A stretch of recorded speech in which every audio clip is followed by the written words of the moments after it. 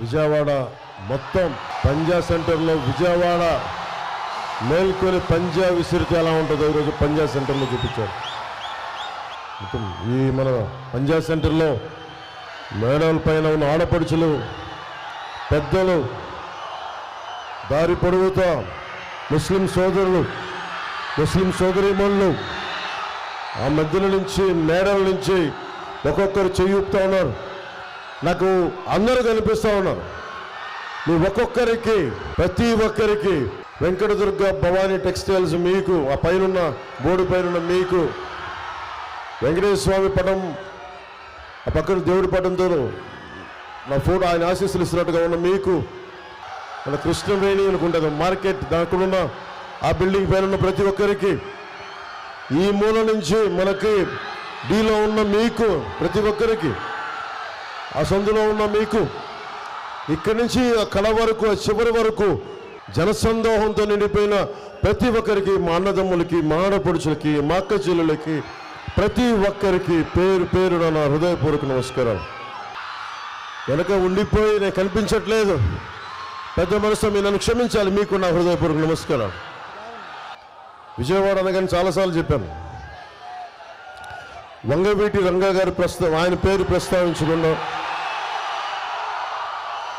అన్ని సామాజిక వర్గాల అభిమాన నాయకులు, వారి అబ్బాయి నా సోదరుడు వంగవీటి రాధా ఏమో ఈ మధ్యన పాలిటిక్స్ మీద కన్నెర చేశాడు. ఈ మధ్యన అలిగాడు, ఈ మధ్యన పాలిటిక్స్ మీద, రాజకీయాల మీద అలిగిన వ్యక్తిని ఫస్ట్ టైం నేను ఈయన చూస్తా ఉన్నా.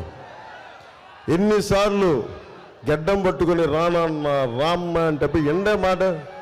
నా పార్టీలో కొద్ది కనీసం ఉండు, విజయవాడ ప్రజలకి అవసరం, నాన్నగారి వారసత్వాన్ని ముందుకు తీసుకెళ్ళాలి, అది చాలా చాలా అవసరం. అండగా నిలబడ్డ వ్యక్తి. సరే, ఏ పరిస్థితులు అయితే ఫైనల్గా మొత్తం జూలు దులుపుకొని బయటకు వచ్చాడు. ఈ రోజున దాక్కుని ఉన్నాడు కింద వ్యాన్లో, వారాయి కింద. లాభం లేదు, నువ్వు బయటికి రావాల్సిందే, నువ్వు విజయవాడ ప్రజలకి నువ్వు నీ ముఖ వర్చస్సు చూపించాల్సిందే అంటే బయటికి పట్టుకొని లాక్కొచ్చాను. వారికి సోదరుడు వంగవీటి రాధా గారికి నా హృదయపూర్వక నమస్కారాలు. వ్యక్తులు చాలా అవసరం మనకి, బలమైన నాయకుల సమూహం అవసరం. విజయవాడ వెస్ట్కి పోటీ చేస్తున్నాను, మనం కూటమి ఉందనగానే జలీల్ ఖాన్ గారు వచ్చారు ఫస్ట్ మన ఎమ్మెల్యేకి. జలీల్ ఖాన్ గారికి నేను తెలియకపోవచ్చు, కానీ చిన్నప్పుడు నాకు జలీల్ ఖాన్ గారు తెలుసు చిన్నప్పటి నుంచి. ఇక్కడ మాచవరంలో మా పెద్దమ్మలు ఉండేవాళ్ళు. మరి ఇప్పుడు దర్శకుడిగా ఉన్నాడు మెహర్ రమేష్. మేమందరం ఇక్కడ మాచవరంలో నేను వచ్చేవాడిని. ఎప్పుడు సమ్మర్ హాలిడేస్కి వచ్చేవాడిని, వేసవి సెలవులకి వచ్చినప్పుడు చాలా నాకు అద్భుతంగా ఉండేది. అలాంటి కొండల్లో, మాచవరం కూడా అలాంటి కొండ అనుకుంటే అక్కడికి వెళ్ళేవాడిని. అలాంటి సమయంలో మా అల్లుడు ముఖ్యంగా మాకు జలీల్ ఖాన్ గారి దగ్గర పనిచేసేవారు. ఆయనకి వ్యాపారంలో కొంత భాగస్వామ్యం పనిచేసేవారు ఆయనతోటి. అలా నాకు జలీల్ ఖాన్ గురించి ఎప్పుడు వినేవాడిని. అలాంటి జలీల్ ఖాన్ గారు వచ్చి, మీరు అవకాశం ఇస్తే నేను వెస్ట్ నుంచి పోటీ చేస్తానంటే నాకు నిజంగా తెలియదు. కూటమి అన్ని కూర్చొని, పెద్దలందరూ కూర్చొని మాట్లాడాలి. అలాంటిది జలీల్ ఖాన్ గారికి మనసు ఇప్పి నేను జనసేనలోకి వస్తానంటే మనస్ఫూర్తిగా రోజున ఒకటే చెప్పాను, జనసేనగా మీరు టీడీపీలో ఉన్న, జనసేనలో ఉన్న మనందరం అన్ని పార్టీలు ఐక్యతతో పనిచేస్తున్నాం.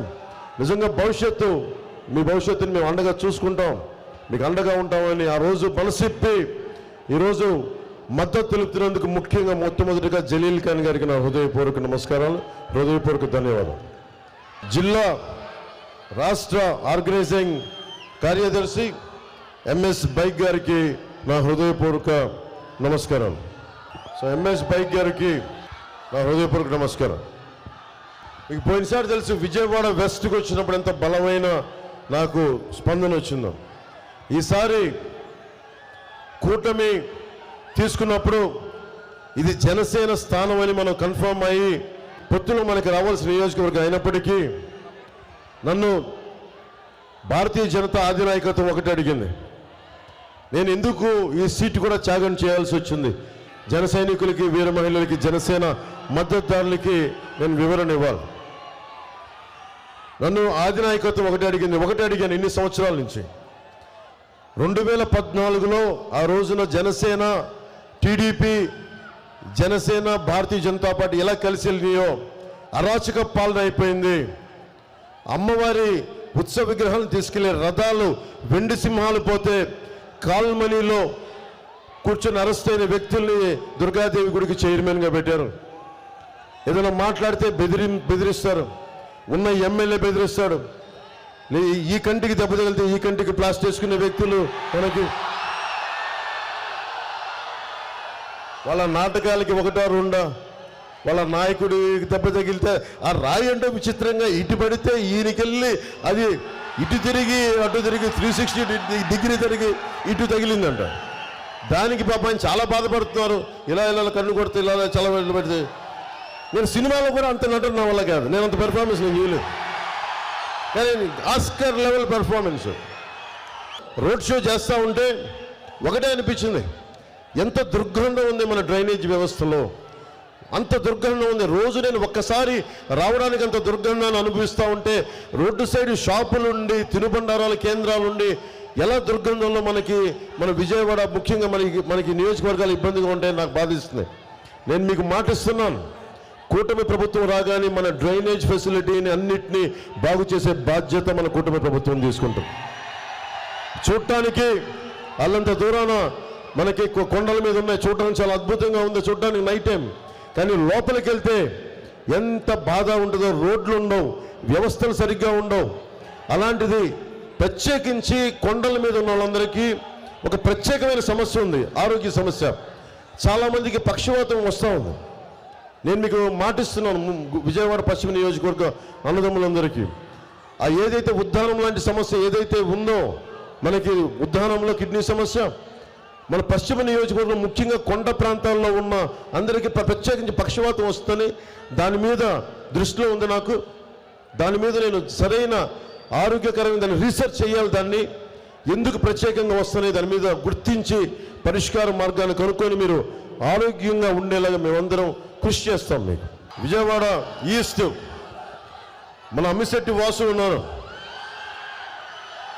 అతను ఎలాంటి పుట్టినరోజు జరుపుకుంటే మొత్తం విజయవాడ అంతా కదిలి వచ్చేస్తుంది.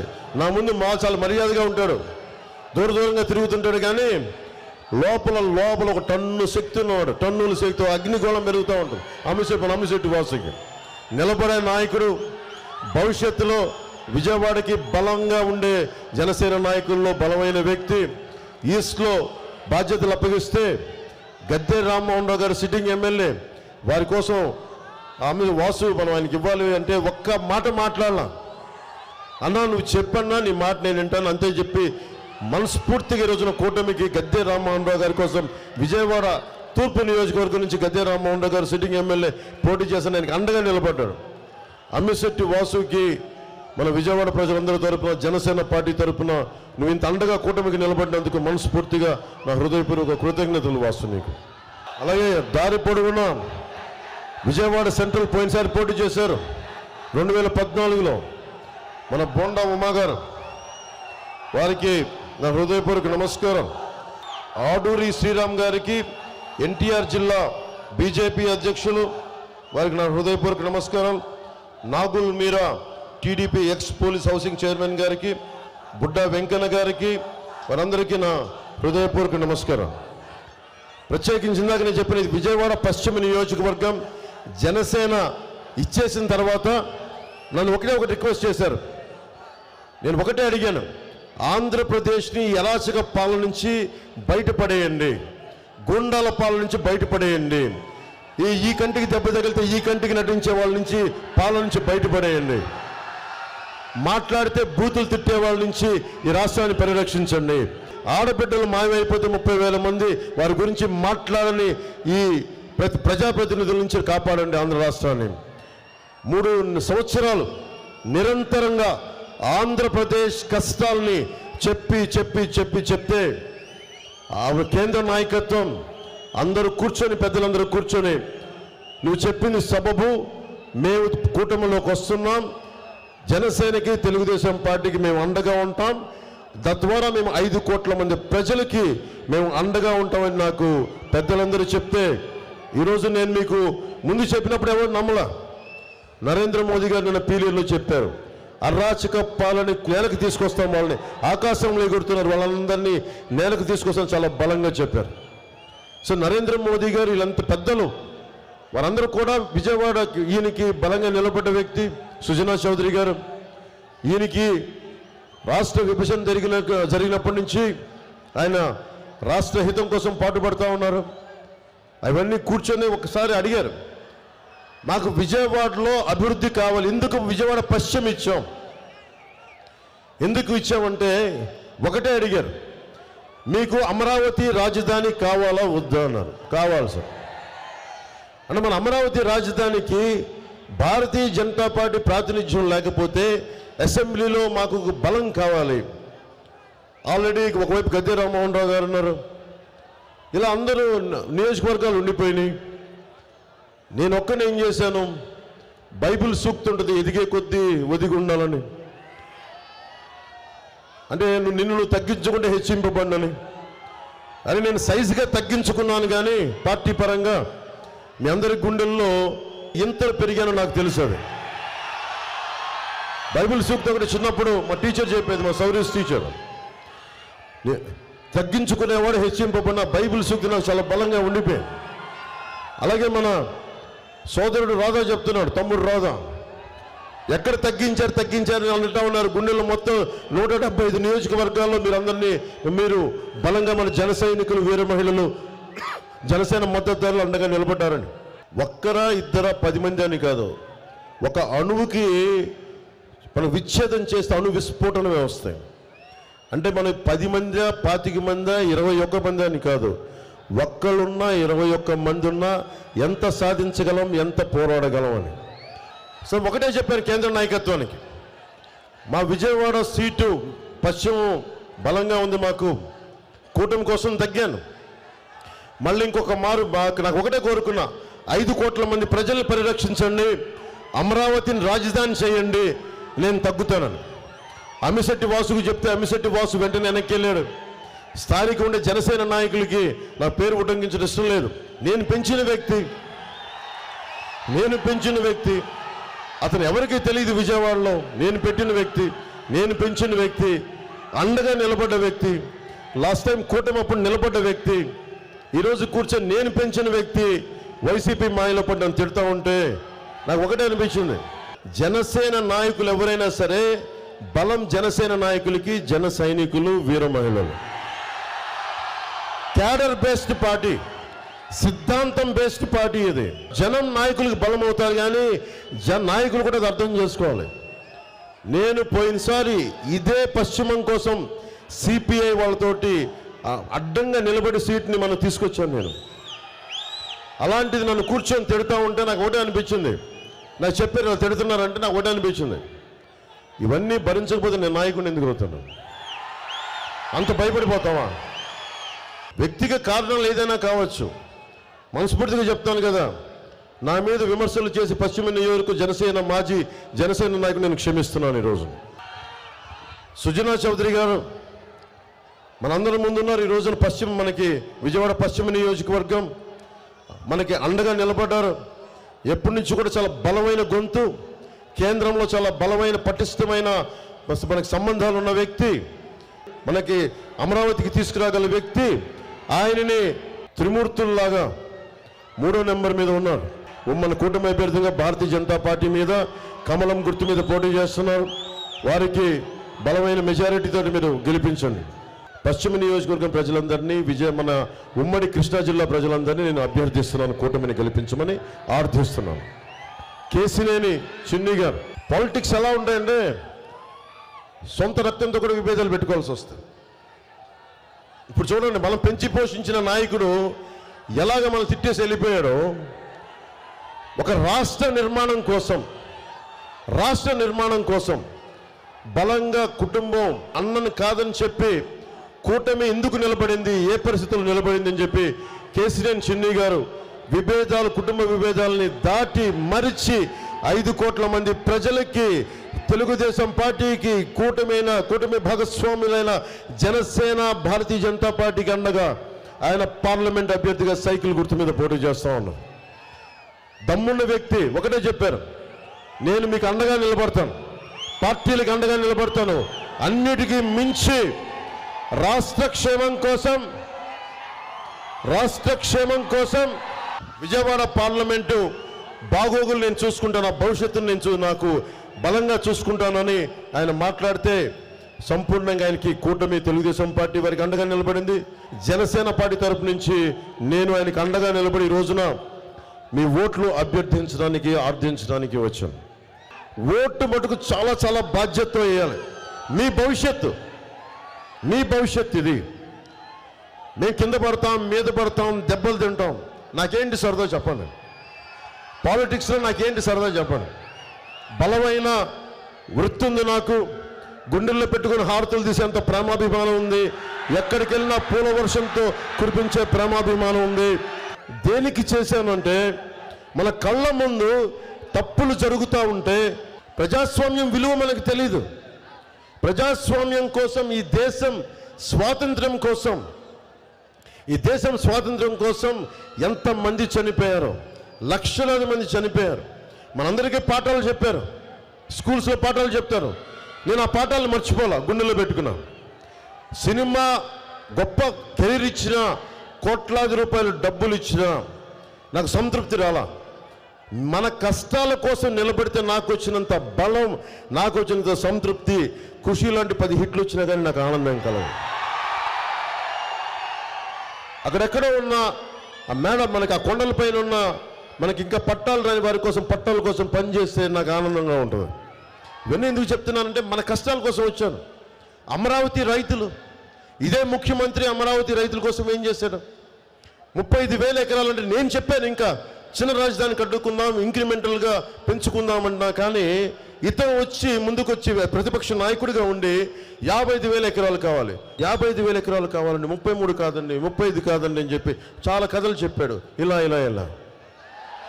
ఏం చేశాడు? వచ్చిన తర్వాత నమ్మించి ఏం చేశాడు? 3 రాజధానులు అని చెప్పాడు. అంటే మీరు ఆలోచించండి, నాయకులు ఇచ్చే మాట. అంబేద్కర్ గారు చెప్పేది ఒకటి, నువ్వు ఎన్ని గొప్ప చట్టాలు ఇచ్చాయి, ఎన్ని గొప్ప సంస్కరణలు పట్టుకురా, చేసేవాడి బుద్ధి సరిగ్గా లేకపోతే, వక్రం బుద్ధి ఉంటే ఎన్ని గొప్ప చట్టాలైనా పనిచేయం.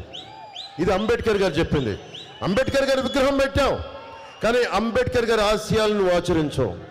27 దళితులకు సంబంధించిన విద్యార్థికి సంబంధించిన పథకాలను తీసేశావు, బీసీలకు సంబంధించి 13 పథకాలు తీసేశావు. ఎంతసేపు కూర్చోబెట్టి మైనారిటీ సోదరులు అంటూ కథలు చెప్తాం. నేను ఈ రోజున మైనారిటీ సమాజానికి కూడా చెప్తా ఉన్నాను, ముస్లిం మైనారిటీ సమాజానికి కూడా. బేగ్ గారు ఉన్నారు, జలీల్ ఖాన్ గారు ఉన్నారు, వారి సమక్షంలో చెప్తున్నాను, ఈ దేశం ఒక్క మతంది కాదు, ఇది అందరిది. అన్ని మతాల వారిది, అన్ని కులాల వారిది, ప్రతి ప్రాంతం వారిది. మనందరికీ హక్కు ఉంది. నేను మీకు మాటిస్తున్నాను, ఇక్కడున్న 15% ముస్లిం సమాజానికి, ముస్లిం సోదరులందరికీ నేను మాటిస్తున్నాను, మీ ప్రాథమిక హక్కులకి ఉల్లంఘన జరిగితే పవన్ కళ్యాణ్ ముందుకొచ్చి మీ పక్షాన నిలబడతాం. ఆ మాట నేను మీకు ఇస్తున్నాను, మీ వెంట నిలబడతాను. ప్రాథమిక హక్కులు అందరికీ సమానం. ప్రాథమిక హక్కుల ఉల్లంఘన జరగటానికి వీల్లేదు. నాకు ఇష్టం దేశ సమగ్రత, జాతీయ భావాలు, మన నేల, మన దేశం. ఈ దేశాన్ని ఏలింది ఎవరు? ప్రెసిడెంట్గా అత్యంత ప్రభావితం చేసిన నాయకులు ఎవరు? అబ్దుల్ కలాం. రాకెట్ సైంటిస్ట్, మన క్షిపణిని తయారు చేసిన వ్యక్తి, అణు విస్ఫోటనానికి మూలకారకులు, అణు బాంబుని భారతదేశం న్యూక్లియర్ పవర్ చేయడానికి ఆయన ఎవరు? ముస్లిం మతాన్ని పాటించే మహానుభావుడు. ఈ దేశం ఎప్పుడు నువ్వు ముస్లిమా, హిందువా, క్రిస్టియన్నా, జైనువా, సిక్కు అని చూడదు, దేశభక్తి ఉందా లేదా అని చూస్తుంది. అలాంటి గొప్ప దేశం ఇది. అలాంటి గొప్ప దేశాన్ని కొంతమంది ఇబ్బంది కలిగజేస్తారు, భయపెడతారు. మనకి జగన్ చెప్తా ఉన్నాడు, మేము మైనారిటీలు భద్రతగా ఉండరు, జాగ్రత్త కథలు చెప్తా ఉన్నాడు. నేను మీకు మాటిస్తున్నా, మేమెవ్వరం కూడా ఓట్ బ్యాంక్ పాలిటిక్స్ చెయ్యం. నిజంగా ఈ దేశ క్షేమాన్ని ఆలోచించేవాడు ఎవరైనా సరే అన్ని మతాలు, అన్ని కులాలు బాగుండాలని కోరుకుంటాడు, కానీ ఇది బాగుండాలని ఎవరు కోరుకోరు. ప్రధానమంత్రి గారు కూడా మీకు ఏం తెలుసు, హజ్ యాత్రకి సౌదీ ప్రిన్స్తో మాట్లాడి ఎక్కువ పెంచిన సంఖ్య బలం పెంచారు. హజ్ యాత్రకి భారతదేశం ముస్లింలకి ఎక్కువ కావాలి, మీరు ఇవ్వండి అంటే హజ్ యాత్రకి ఎక్కువ మందికి ముస్లింలకి భారతదేశం నుంచి వెళ్ళేలాగా అవకాశం కల్పించారు. దాదాపు 18 లక్షలు అత్యధికంగా మనకి కూర్చోబెట్టి ముస్లిమ్స్కి స్కాలర్షిప్స్ ఇచ్చిన వ్యక్తి ప్రధానమంత్రి మోదీ గారు. నేను మీకు చెప్తున్నాను, బలంగా ఉందాం, మీకోసం ముఖ్యంగా మైనారిటీ సమాజానికి చెప్తా ఉన్నాను, మీకు అండగా ఉంటాం. ముస్లిం సమాజానికి, ముస్లిం సోదరులకి, ముస్లిం సోదరీమణులకి కూటమి మేనిఫెస్టో చాలా బలంగా చేసింది. ముస్లిం మైనారిటీ సంక్షేమం కోసం 50 ఏళ్ళకి పెన్షన్, ఈద్గాలకి, కబ్రిస్తాన్లకి, ఎక్కడ చూసినా నాకు చాలాసార్లు అడుగుతుంటారు, మాకు కబ్రిస్తాన్లకి స్థలాలు ఉండవు, పాతించోటే మళ్ళీ పాతాల్సి వస్తుందంటే దానికోసం కూటమి కమిటీ ఆలోచించి ఈద్గాలకి, కబ్రిస్తాన్లకి స్థలాలు కేటాయించడం, ముఖ్యంగా మన విజయవాడ సమీపంలోనే హజ్ హౌస్ కట్టడం, నూర్ భాషా కార్పొరేషన్కి ఏటా 100 కోట్ల రూపాయలు కేటాయించడం, దుల్హన్ పదానికి కొనసాగింపుగా ₹1,00,000 అందిస్తామని కూటమిలో ఉంది. అలాగే మైనారిటీ ఫైనాన్స్ కార్పొరేషన్ ద్వారా 5 లక్షలు వడ్డీ లేని రుణాలు ఇవ్వటం అనేది ముఖ్యంగా మన కూటమి ప్రభుత్వం తీసుకున్న మేనిఫెస్టో నిర్ణయాలు. ముఖ్యంగా ఇక్కడ ఉన్న యువతకి మీకు ఎన్ని ఉద్యోగాలు కల్పించింది ప్రభుత్వం? వైసీపీ ప్రభుత్వం ఎన్ని ఉద్యోగాలు కల్పించింది? మీ ఆశ ఏముంటుంది చెప్పండి. ఏమ్మా మీరు వ్యాన్లో ఉన్నారు, అక్కడ కూర్చున్నారు, మీరు బిడ్డలను పెట్టుకొని వచ్చారు, మీరు ఎందుకు వచ్చింటారు? మార్పు కావాలనే కదా మీరందరూ వచ్చింది. మార్పు కావాలి. మార్పు ఎలా వస్తుంది? నిలబడే నాయకులు ఉన్నప్పుడు మార్పు వస్తుంది. నిలబడే నాయకులు ఉన్నప్పుడు అందరూ మీరు వచ్చి మద్దతు తెలుపుతారు. మీకోసం ఒకటే చెప్తున్నాను, లా అండ్ ఆర్డర్ ఎంత దిగజారిపోయింది. ముఖ్యమంత్రి ఉన్న కోతవేట దూరంలో ఒక ఆడబిడ్డకి, దివ్యాంగురాలని మానానికి అగౌరవం చేస్తే ఈ రోజుకి పోలీస్ వ్యవస్థ పట్టుకోలే. చిన్న గులకరాయి తగిలితే నువ్వు 48 గంటల్లో మీరు వ్యక్తిని పట్టుకోగలిగారు. కానీ 30,000 మంది ఆడబిడ్డల దృశ్యం అయిపోతే ఒక్క మాట తీసుకునే బాధ్యత ముఖ్యమంత్రి. ఇంతమందికి మానభంగాలకు గురైతే, మానానికి అగౌరవం కలిగితే ఒక్క బాధ్యత తీసుకోలేదు, ఒక్క అరెస్టులు జరగలేదు. రేపల్లిలో అమర్నాథ్ గౌడ్ని నిర్దాక్షిణ్యంగా జొన్న చేనులో తీసుకెళ్ళి నరికి మనకి పెట్రోల్ కాల్ చేస్తే నిందితులను పట్టుకొని వారం రోజులు తిరక్క ముందే జైలు నుంచి వాళ్ళకి బెయిల్ ఇచ్చేశారు. ఏం సంకేతాలు పంపుతీవి అంటే నువ్వు క్రైమ్ చేస్తే, తప్పు చేస్తే మా ప్రభుత్వం అండగా ఉంటుందన్న సంకేతాలు పంపుతున్నావు. ఎందుకు 30,000 మంది ఆడబిడ్డలు అదృశ్యం అవుతారు? ఎవరు మాట్లాడతారు? తెలుగుదేశం ప్రభుత్వం సంపూర్ణంగా ఉన్నప్పుడు కూడా లా అండ్ ఆర్డర్ బలంగా ఉండేది. నేను కోరుకునేది విజయవాడలో గొడవలు జరగకుండా ఉండాలి అంటే లా అండ్ ఆర్డర్ చాలా చాలా చాలా బలంగా ఉండాలి. అందరూ క్షేమంగా ఉండాలంటే లా అండ్ ఆర్డర్ చాలా బలంగా ఉండాలి. ఆ బాధ్యత ప్రత్యేకించి నేను దాని మీద ప్రత్యేక దృష్టి పెడతాను. అలాగే మీకు ఉపాధి అవకాశాలు, మీరందరూ ఏమడుగుతారు? ఇందాక అడిగారు, ఒక ప్రెస్ మీట్లో చెప్పారు, జగన్ ఏం మాట్లాడుతున్నాడు? ముస్లిమ్స్కి 4% రిజర్వేషన్ కల్పించాలి, మేము దానికి కట్టుబడి ఉన్నాం అంటారు. కేంద్రం ఏం మాట్లాడుద్ది? కోర్టు పరిధి ఏం చెప్తుంది? రిజర్వేషన్ ఇంక్లూడింగ్ కాపులు కూడా రిజర్వేషన్ కావాలని కోరుతూ ఉన్నారు. 1950లో ఉంది కాపులకు రిజర్వేషన్, తర్వాత ఇవ్వలేదు. కానీ రిజర్వేషన్లు ఇవ్వకపోతే భవిష్యత్తు ఆగిపోవాలా? ఈరోజున జగన్ మాట్లాడుతున్నాడు ముస్లింకి 4% కట్టుబడి ఉన్నానని. నువ్వు ఇచ్చిన సిపిఎస్గా నువ్వు కట్టుబడి ఉండలా, ముస్లిం రిజర్వేషన్ ఎక్కడ కట్టుబడి ఉండవు? నువ్వు మద్యపానాన్ని నిషేధిస్తావని చెప్పి అధికారంలోకి వచ్చినవాడు, దానికే నువ్వు కట్టుబడలా. ఇసుక దోపిడీని అడ్డుకుంటానని చెప్పి నువ్వు కూర్చొని నువ్వు ఇసుకని సెంట్రలైజ్ చేసావు, ఒక్క కంపెనీకి ఇచ్చేసుకుని నీ కంపెనీలకి. ఇన్ని రకాలుగా మాటలు తప్పిన వ్యక్తి ముస్లిం సమాజానికి కూడా ఈరోజు ఏం చెప్తున్నాను? రిజర్వేషన్ ఇస్తాం, 4% మేము కట్టుబడి ఉన్నాం. దయచేసి ఆ మాట ఎవరు నమ్మొద్దు. ఎందుకంటే ఇవన్నీ వెళ్తే కాపు రిజర్వేషన్, అందరూ అన్ని కులాలు రిజర్వేషన్లు కోరుకుంటున్నాయి, ఏదో కొద్ది కులాలు తప్ప. మరి అది ఫైనల్గా కోర్టులో తేలుద్ది. నా కోరిక ఏంటి, నా ఉద్దేశం ఏంటంటే కోర్టులకి తేల్చే లోపు సంవత్సరాలు పట్టొచ్చు, దశాబ్దం పట్టొచ్చు, 5 సంవత్సరాలు పట్టొచ్చు. ఈలో పరిస్థితి ఏంటి? ఉపాధి అవకాశాలు ఎట్లా చేయాలి, ఉపాధి ఎలా కల్పించాలి, దీని మీద ఆలోచించారా? దీని మీద ప్రభుత్వాలు ఆలోచించాలి కదా. దీని మీద జగన్ ఆలోచించాడా? 5,000 రూపాయలు ఇచ్చి నేను 1,50,000 మందికి నేను ఉద్యోగాలు ఇచ్చానంటాడు. 5,5 లక్షల మందికి నువ్వు ఎక్కడ ఇచ్చావు? నువ్వు ఉద్యోగాలు 2.5 లక్షలు ఇచ్చానంటావు, 5,000 రూపాయలు ఇచ్చానంటావు. వాలంటీర్ జాబ్ ఏంటిది? అది పర్మనెంట్ జాబా? మీకు 5,000 రూపాయలు జీవితకాలం సరిపోద్దా? ఒకే సంవత్సరానికి సరదాగా ఒక కూర్చొని 2 సంవత్సరాలు 3 సంవత్సరాలు జీవితకాలం మీకు 5,000 రూపాయలు సరిపోద్దా? మీ కుటుంబాలను పోషించగల 5,000 రూపాయలకి మరి ఏం చేయాలి? నేను ప్రతి చోట ఎందుకు చెప్తాను, మనకి మేనిఫెస్టోలో ఎందుకు పెట్టాం? కుల గణాంకాలతో పాటు ఎంతమంది ముస్లిమ్స్లో నేను ప్రతిభావంతులను చూశాను, ఎంతమంది ప్రతిభావంతులను చూశాను. వాళ్ళు వ్యాపారం పెట్టుకుంటే చాలా చిన్నపాటి ఊతం కావాలి. ముస్లిం సమాజంలో కొంతమంది ప్రతిభావంతులకి అన్ని కులాల్లో ప్రతిభావంతులు ఉన్నారు. పాడేరు అరకుకి వెళ్తే బలమైన ఎస్టీ సామాజిక వర్గంలో బలమైన పరిజ్ఞానం, విషయ పరిజ్ఞానం, తెలివితేటలు ఉన్న వాళ్ళు ఉన్నారు. వాళ్ళకి ఏం కావాలి? వాళ్ళకి ఊతం ఇవ్వాలి. మార్షల్ ఆర్ట్స్ నేర్చుకున్నాడు కుర్రాడు, మలేషియాకి వెళ్ళాలన్నా గోల్డ్ మెడల్ కొట్టాలి అంటే అబ్బాయికి ట్రైబల్ డెవలప్మెంట్ అథారిటీ నుంచి మనకు ఊతం ఉండదు. ఎంతసేపు వ్యక్తుల్ని కుల గణాంకాలతో ఆపేస్తున్నాం. నేను కోరుకుంటుంది ప్రతిభా గణాంకాలు కావాలి. ఇక్కడున్న యువకుడున్నాడు, నీకేం కావాలి, నీకేం అవ్వాలనుంది? 22 ఏళ్ల వరకు నాకే తెలియదు ఏమవ్వాలో నాకే తెలీదు. చిరంజీవి గారు లాంటి ఒక అన్నయ్య ఉన్నాడు, ఆయన అడిగాడు కనీసం ఏదైనా ప్రయత్నం చేయాలి. నా అవసరం మేరకు ప్రయత్నం చేశాను, అవసరం మేరకు ప్రయత్నం చేశాను, కుదిరింది. కానీ అడిగేవాడు ఎవడు, నేర్పించేవాళ్ళు ఎవరు? నేను కోరుకుంటుంది కూటమి ప్రభుత్వం మీకు పెద్దన్న పాత్ర వహించాలి. చిరంజీవి గారు నాకు ఎలా పెద్దన్న పాత్ర వహించారో కూటమి ప్రభుత్వం, కూటమి నాయకులందరూ మన యువతకి పెద్దన్న పాత్ర వహించాలి. ఈరోజు మీరు ముస్లిమా, హిందువా, క్రిస్టియనా, నువ్వు అణగారిన కులమా, లేదా ఎస్సీయా, ఎస్టీయా, నాకు ఇవి తెలియదు. అన్ని కులాలలో ఉండే యువతకి, అన్ని మతాల్లో ఉండే యువతకి ప్రతిభని బయటకు తీయాలి, సమర్థతని బయటకు తీయాలి. మీలో ఒక అబ్దుల్ కలాం ఉన్నాడు, లేదంటే మీరు 10,000 25,000 సంపాదించే ఇంకో 25,000 ఉపాధి కల్పించే సత్తా ఉందేమో ఎవరికి తెలుసు? ఈ రోజున భవిష్యత్తులో 2047 ఇండియా సూపర్ పవర్ కావాలి అంటే మన యువతకి ఒక స్కిల్ సెట్ సరిపోదు. మీరు ఒక స్కిల్ సెట్ సరిపోదు, ఒక నైపుణ్యం సరిపోదు, 4-5 నైపుణ్యాలు కావాలి, 4-5 స్కిల్ సెట్స్ కావాలి. ఎవడు నేర్పిస్తాడు అవన్నీ? ప్రభుత్వం బాధ్యత తీసుకోవాలి. ఆ బాధ్యత, అందుకే నేను మీకు మాటిస్తున్నాను యువతకి, మీకోసం దశాబ్దం అన్ని వదిలి పెంచిన నాయకులు బూతులు తిడుతుంటే నేను భరిస్తా ఉన్నాను. దేనికోసం భరిస్తాను? మీకోసం భరిస్తాను, మీ భవిష్యత్తు కోసం. నేను మీకు మాటిస్తున్నా, మీకోసం మాటిస్తున్నా, మీ భవిష్యత్తు కోసం అహిర్నిశలు ఒళ్ళుంచి నేను పనిచేస్తాను మీకోసం. మీ భవిష్యత్తు కోసం అసెంబ్లీలో మీ గళం వినిపిస్తాను.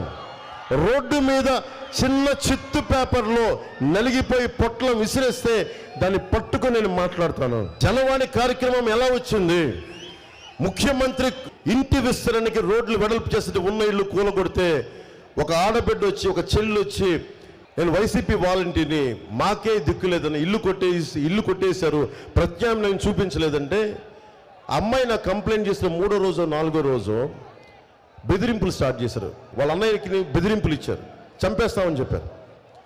ఏం జరిగింది అంటే 1 నెల రోజుల తర్వాత ఆ అమ్మాయి వచ్చి మళ్ళీ చాలామంది ఇట్లా ఇంత జనం ఉంటే పార్టీ ఆఫీస్ దగ్గర అన్న ఇట్లా మాట్లాడితే తీసుకున్నాను. నాకు గుర్తుంది, అమ్మాయి చెప్పమ్మా నీ పేరు ఏంటని.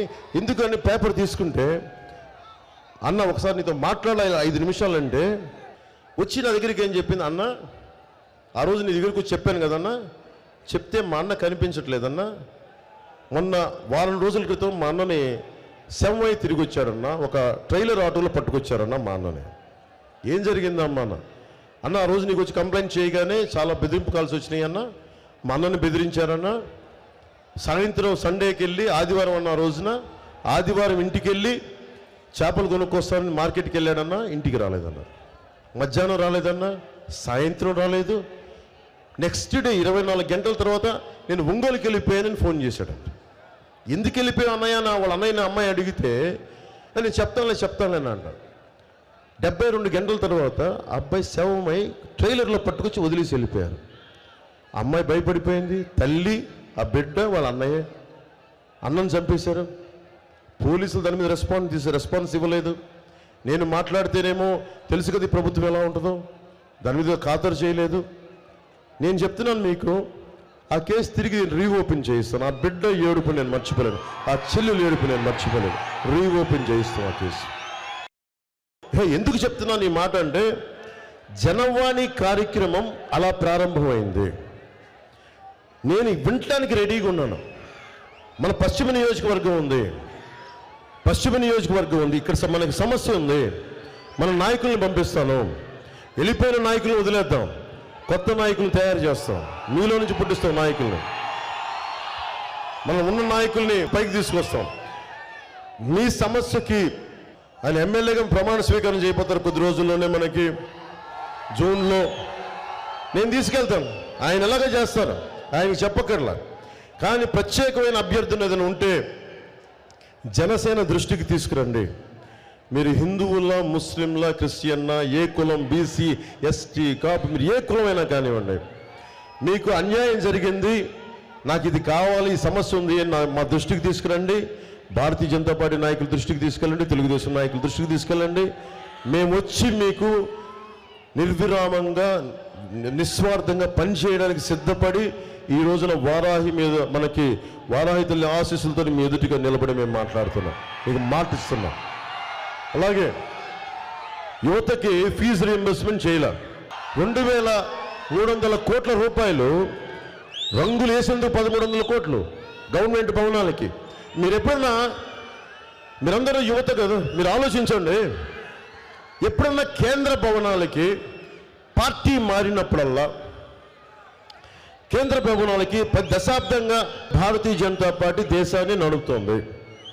ఎప్పుడన్నా సరే ప్రభుత్వ భవనాలకి భారతీయ జనతా పార్టీ రంగులు వేయడం మీరు చూసారు? ఉన్నది కదా.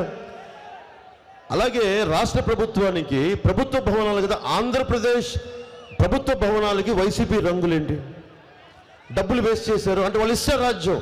ఎందుకని మీరు ఈ రోజున వస్తున్నారు, బయటికి జెండా పట్టుకొని వస్తున్నారు. తల్లి నువ్వు వస్తున్నావు, నువ్వు ధైర్యంగా వస్తున్నావు. నీలాంటి ఆడబిడ్డలకు ధైర్యం ఇవ్వడానికి, నీలాంటి చెల్లెలకి ధైర్యం ఇవ్వడానికి, నీలాంటి యువతలకి నీకు గుండె ధైర్యం ఇవ్వడానికి జనసేన ఉంది. యువతకి ధైర్యం ఇవ్వడానికి, మీ భవిష్యత్తు కోసం ఉన్నాను నేను. మేమందరం మీ భవిష్యత్తు కోసం అండగా ఉండడానికి ఉన్నాం. ఏం చేయాలి? డబ్బు ఎక్కడ వేస్ట్ అవుతుంది? 2300 కోట్ల రూపాయలు, 2300 కోట్ల రూపాయలు రంగులు మార్చడానికి. మద్యపాన నిషేధం విధిస్తామని చెప్పి ఏం చేశాడు? మద్యాన్ని అమ్మడం ప్రారంభించాడు. 41,000 కోట్లు. ఎవరు చనిపోయారు ఫస్ట్? ఇక్కడ ప్రభుత్వం రాగానే ఎవరు చనిపోయారు? భవన నిర్మాణ కార్మికులు చనిపోయారు. 39 మంది, దాదాపు 40 పైచీలకు అఫీషియల్గా చనిపోయారు. దేనికి? ఇసుక అనే ముడి పదార్థాన్ని కూర్చోబెట్టి తప్పు జరిగిపోతుంది, బెటర్ ఇసుక పాలసీ అని చెప్పి గత ప్రభుత్వం కంటే కూర్చొని దాన్ని ఒక కంపెనీకి పెట్టేశారు. ఒక కంపెనీ జేపీ వెంచర్స్ అని పెద్దిరెడ్డి గారు, మిథున్ రెడ్డి గారు, వైవి సుబ్బారెడ్డి గారు, వైఎస్ జగన్ గారు వాళ్ళ కంపెనీకి వెళ్ళిపోయినప్పుడు 40,000 కోట్ల రూపాయలు. ఆ డబ్బు ఎవరిది? మనది, మీది, మనది, మీ భవిష్యత్తుది. ఇసుక సహజ వనరులు అందరివి, ఏ ఒక్కరి సొత్తు కాదు. మనకి అల్పాదాయ వర్గాలందరికీ ఉచిత ఇసుక పథకాన్ని తీసుకెళ్తున్నాం. ముఖ్యంగా యువతకి మీరు కనుక ప్రజాస్వామ్యాన్ని, మీరందరూ మీరు కామర్స్ చదువుకొని, సివిక్స్ చదువుకొని ఉంటారు, హిస్టరీ చదువుకొని ఉంటారు, మీరందరూ బేసిక్ ఫండమెంటల్ రైట్స్ తెలుసు కదా, నీకు తెలుసమ్మా, నీకు ప్రాథమిక హక్కులు తెలుసు కదా, నీకు అవగాహన ఉంది కదా. ప్రాథమిక హక్కులు చదువుకుని 10th ఇంటర్లో చదువుకుంటాం కదా. ప్రాథమిక హక్కులతో పాటు ప్రాథమిక బాధ్యతలు ఉంటాయి.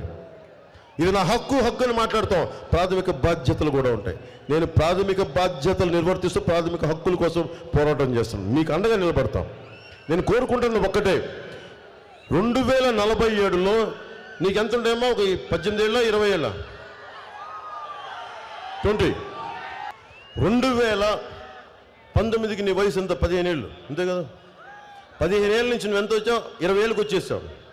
నువ్వు 47కు నువ్వు ఆలోచించు, నీ వయసు ఎంత అవుతుంది? నువ్వు 40లోకి వచ్చేస్తావు, ఊహించుకో.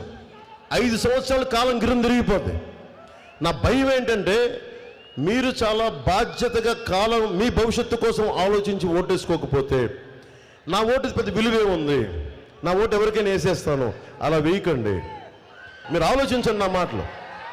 దశాబ్దం నుంచి పవన్ కళ్యాణ్ అనే వ్యక్తి ఏమి సంపాదించుకున్నాడని రోడ్డు మీద నిలబడి అడ్డమైన సన్నాసుల చేత మాట అనిపించుకుంటున్నాను నేను మీకోసం. ఎందుకంటే మీకు ధైర్యం ఇవ్వడానికి వచ్చాను. మనం భయపడిపోతే ఎట్లా? మనం సమాజంలో రౌడీలకు భయపడిపోతే ఎట్లా? సగటు మధ్యతరగతి మనిషి భయపడిపోతే ఎట్లా? ధైర్యం ఉండాలి, మనకి ధైర్యం ఉండాలి. కులాల ఐక్యత ఎందుకు కోరుకున్నా? జనసేన 7 సిద్ధాంతాలు, కులాల ఐక్యత చాలా కీలకం. నేను ఇందాక టీవీ ఇంటర్వ్యూలు చెప్తా ఉన్నా, వ్యాపారం చేసేటప్పుడు నాకు అందరూ కావాలి, పని చేసుకునేటప్పుడు నా కులం అంటే కుదరదు. ఆ సంస్కృతి మారాలి. అన్ని కులాలకి సమాన ప్రాతినిధ్యం చాలా చాలా అవసరం. దాంతో అన్ని కులాల ఐక్యతని ప్రతి ఒక్కరు గుర్తించాలి. నేను గుర్తించాను. కులాలకు అతీతంగా ఈ రోజున నేను కూటమిని ముందుకు తీసుకెళ్తున్నాను.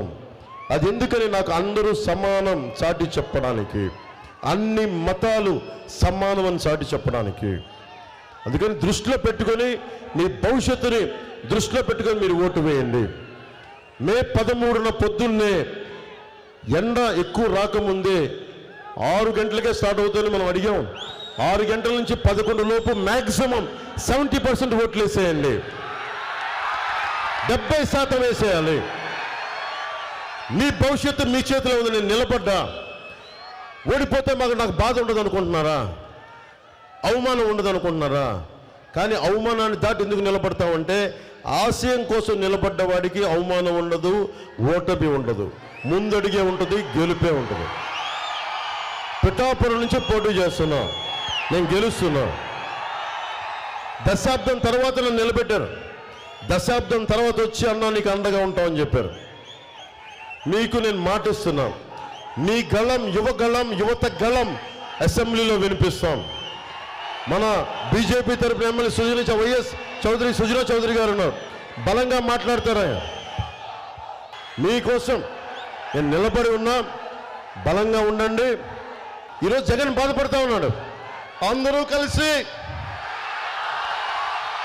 నేను గొంతు వణుకుతోంది జగన్కి. అందరూ కలిసి ప్రతిపక్షాలని కుట్రబడి నన్ను ఓడించాలని చూస్తున్నాయి. నువ్వేం చేసావమ్మా? కాదయ్యా, నాకు బేసిక్ మౌలికమైన ప్రశ్న జగన్ అడగాలనుకుంటా. ప్రతిపక్షాలు ఉంది నేను గెలిపించడానికి, నిన్ను ఓడించి విజయం సాధించడానికి ప్రతిపక్షాలు ఉన్నాయి. అధికారులని అన్యాయంగా అధికారులని ఇష్టానికి బదిలీ చేస్తారు. నువ్వు చేసే తప్పుడు పనులకి మరి అధికారులను బదిలీ చేయగా ఏం చేస్తారు? కూర్చోబెట్టి భుజాల మీద ఊరేగిస్తారా? మరి నువ్వేం చేసావు? స్థానిక పంచాయతీ ఎన్నికల్లో, స్థానిక సంస్థల ఎన్నికల్లో నువ్వేం చేసావు? ఎన్ని అరాచకాలు చేశావు? నువ్వు కొట్టావే. నామినేషన్ వేయడానికి ఒక్కరికి అవకాశం ఇవ్వలేదే. ఈరోజు కూర్చొని నువ్వు మాట్లాడతావా? నువ్వు నేర్పిన విద్య నీరజాక్ష అర్థం చేసుకో. నేను ఒకటే గుర్తుపెట్టుకోండి, నాకు వైఎస్ జగన్ శత్రువు కాదు. సగటు మనిషికి వైసీపీ విజయవాడలో ఉండే వైసీపీ గుండాలకు కూడా చెప్తున్నాను, ఒక్కొక్క వైసీపీ గుండాకి చెప్తున్నాను, మీరు రెచ్చిపోయారు. 5 సంవత్సరాలు నోటికి తాళాలు లేవు. మీకు ముఖ్యమంత్రి సతీమణి లేదు, ఇంట్లో ఉన్న ఆడపడుచడం లేదు, రోడ్డు మీదకి వచ్చిన ఆడపడుచడం లేదు. మీ బూతులు, మీ ఆడబిడ్డల్ని మీరు వేధించిన విధానం, మీరు you have to pay price for it. మిమ్మల్ని స్ట్రీమ్లైన్ చేస్తాం ఖచ్చితంగా. రాజకీయ నాయకుల మాటలకి అందరికీ కూడా నాతో సహా అందరూ చాలా బాధ్యతగా ఉంటాం. నేను బాధ్యతగా ఉంటాం.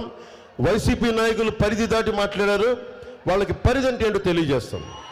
వైసీపీ విజయవాడలో ఉండే వైసీపీ గుండాలకి మీరు రోడ్ల మీదకి వచ్చి మీరు భయపెడదాం అనుకుంటే గుర్తుపెట్టుకోండి, ఇక్కడ ఉన్నది పవన్ కళ్యాణ్, తాట తీసేస్తాడు. గుర్తుపెట్టుకోండి, నేను తెగించి వచ్చా. గుర్తుపెట్టుకోండి, రాజకీయాల్లోకి నీలాగా అక్కడ గనుల్ని దోచేద్దాం, ఇసుక చేసుకుందాం, మద్యం అమ్మదం లేదు. మీరు అడ్డగోలుగా ఉంటే, గతంలో మీరు చాలామంది నాయకులు వచ్చినారు ఇక్కడికి, వైసీపీ గుండాల మటుకు మీరు జాగ్రత్తగా ఒళ్ళు దగ్గర పెట్టుకొని బతకండి. మీరు ఓడిపోతున్నారు. ఓడిన తర్వాత నోళ్ళు అవ్వాకులు చెవ్వాకులు పేర్లు అంటే మీ నోళ్ళని ఎలా కట్టాలో నాకు బాగా తెలుసు, మా కూటమి నాయకులకి బాగా తెలుసు, నారా చంద్రబాబు నాయుడు గారికి బాగా తెలుసు. ఏమి మర్చిపోలా. మీ అందరికీ భవిష్యత్తులో బాగుంటుంది. మీరు చేసిన దానికి సరైన విధి విధానాలతో మీకు తెలియజేస్తాం. అలాగే ఇది ఆఖరి 2 రోజులు. మీ అందరూ మీరు ఒక్కళ్ళు ఓటు వేయడం కాదు, 10 మందిని తీసుకెళ్ళండి. ప్రతి అంశం మీద మాట్లాడండి. ప్రతి అంశం మీద అవగాహన తెలుసుకోండి. ఒకటే చెప్పి ముగిస్తాను. మీరు యువత, ఈ దేశపు కలల ఖనిజాలు మీరు యువత, ఈ దేశపు సంపద మీరు, ఈ దేశపు శక్తి మీరు, ఈ దేశపు ప్రవహించే కరెంటు యువతీ యువకులు. మీ భవిష్యత్తే, మీ భవిష్యత్తే. విద్య, వైద్యం, ఉపాధి, తాగునీరు, సాగునీరు, మౌలిక అవసరాలు, లా అండ్ ఆర్డర్, ఇవన్నిటిని మేము బలంగా తీసుకెళ్తాం, మీకు అండగా నిలబడతాం. ఒకటే తెలియజేసి ఒకటే ముగిస్తాం. రాహువు పట్టిన పట్టొక సెకండు అఖండమైన లోక బాంధవుడసలు లేకుండా పోతాడా? మూర్ఖుడు గడియారంలో ముళ్ళు కదలేకుంటే ధరాగమనం అంతటితో తలకిందైపోతుందా? కుటిలాత్మల కూటమికి ఒక త్రుటికాలం జయమొస్తే విశ్వ సృష్టి పరిణామం విచ్ఛిన్నమవుతుందా? ధనుజు లోకమేకంగా దారికడ్డంగా నిల్చుంటే నరజాతి ప్రస్థానం పరిసమాప్తమవుతుందా?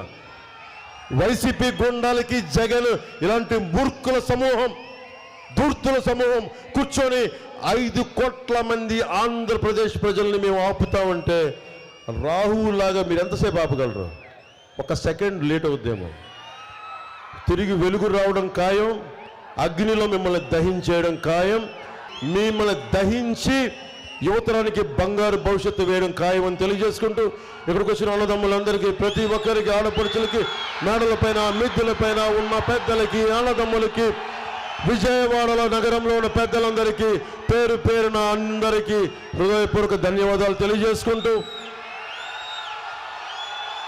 సోదరుడు, తమ్ముడు, అన్న వంగవీటి రంగా గారి అబ్బాయి వంగవీటి రాధా దాక్కున్నాడు, బయటికి రమ్మన్నా. నువ్వు నాన్నగారు ఏ స్ఫూర్తితో అయితే బలం ఇచ్చారో అంత బలమైన నాయకత్వం నీ గుండెల్లో ఉంది, అది బయటికి తీసుకురా. వైసీపీ నుంచి వచ్చిన ప్రతి ఒక్కరూ, మన రాధాబాబాయ్ కాదు, ప్రతి ఒక్కరూ కూడా ఆత్మ బాలశౌరి గారు కానీ, మన యార్లగడ్డ వెంకట్రావు గారు కానీ, ఎవరైనా సరే వైసీపీ దగ్గర ఆత్మగౌరవం చంపుకోలేక మొట్టమొదటిగా బయటకు వచ్చిన వ్యక్తి వంగవీటి రాధాబాబు. ఆత్మగౌరవాన్ని మనం పెంపొందింపజేస్తాం కూటమి. ఆయన చట్టసభల్లో ఆయన గొంతు వినిపిస్తే ఆయనకి మేమందరం అండగా ఉంటాం. ఆయన తెలియజేసుకుంటూ, కేసీనేని చిన్ని గారు 1వ నెంబర్ మీద పార్లమెంట్ అభ్యర్థిగా పోటీ చేస్తున్నారు, సైకిల్ గుర్తు మీద. భారీ మెజారిటీతో వారిని గెలిపించండి. వైఎస్ సుజనా చౌదరి గారు, వైఎస్ చౌదరి, ఆయన 3వ నెంబర్ మీద కమలం గుర్తు మీద పోటీ చేస్తున్నారు. గద్దె రామ్మోహన్ రావు గారు 3వ నెంబర్ మీద విజయవాడ తూర్పు నుంచి పోటీ చేస్తున్నారు. సో మన ఎక్కడైతే కూటమి అభ్యర్థులు ఉన్నారో, తెలుగుదేశం అభ్యర్థులు ఉంటే, భారతీయ జనతా పార్టీ అభ్యర్థులు ఉన్నా, 175 నియోజకవర్గాలు నేను తిరగలేకపోయాను. మనస్ఫూర్తిగా నన్ను మన్నించండి, క్షమించండి. కానీ సమయం తక్కువైపోవటం వల్ల అందరినీ, అన్ని నియోజకవర్గాల ప్రజల్ని, కూటమిలో ఉన్న అన్ని నియోజకవర్గాల ప్రజలందరికీ కూడా తెలుగుదేశం ఎక్కడ పోటీ చేస్తుందో జనసేన మద్దతుదారులు, జన సైనికులు, జనసేన వీర మహిళలు అందరూ మద్దతు తెలిపి, అలాగే అఖండ విజయం, అఖండ మెజారిటీ వాళ్ళని కోరుకుంటూ, జనసేన ఎక్కడ పోటీ చేస్తుందో అక్కడ తెలుగుదేశం నాయకులు, తెలుగుదేశం కార్యకర్తలు, భారతీయ జనతా పార్టీ నాయకులు, మద్దతుదారులు, మహిళలు అందరూ అండగా ఉన్నారు. ఇదే కొనసాగించమని మనస్ఫూర్తిగా కోరుకుంటూ, ప్రతి ఒక్కరికి పేరు పేరున, వేదిక పైన ఉన్న నాయకులందరికీ పేరు పేరున ధన్యవాదాలు తెలియజేసుకుంటూ, మేడలపైన, మిద్దెలపైన, రోడ్ల మీద అఖండ స్వాగతం పలికిన ఆడపడుచులకి, పెద్దలకి అందరికీ ధన్యవాదాలు తెలియజేసుకుంటూ సెలవు తీసుకున్నాను. జై బీజేపీ, జై టీడీపీ, జై జనసేన, జై హింద్. నినాదం, మన ఎలక్షన్ల నినాదం ఇదే.